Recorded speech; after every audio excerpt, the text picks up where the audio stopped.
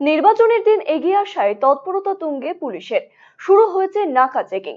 সোমবার উত্তর দিনাজপুরের কালিয়াগঞ্জের বিভিন্ন এলাকায় চলছে পুলিশের তল্লাশি। কালিয়াগঞ্জ থানার 4টি এলাকায় পুলিশের পক্ষ থেকে ড্রপ গেট তৈরি করে নাকা চেকিং চলছে, পাশাপাশি চলছে সিসি ক্যামেরায় নজরদারিও। বিশেষ নজর কালিয়াগঞ্জ ব্লকের ভারত বাংলাদেশ সীমান্তবর্তী এলাকাতেও, কারণ কালিয়াগঞ্জ ব্লকের প্রায় 14 কিলোমিটার এলাকা বাংলাদেশ সীমান্ত লাগোয়া। ফলে নির্বাচনের আগে সতর্ক বিএসএফও।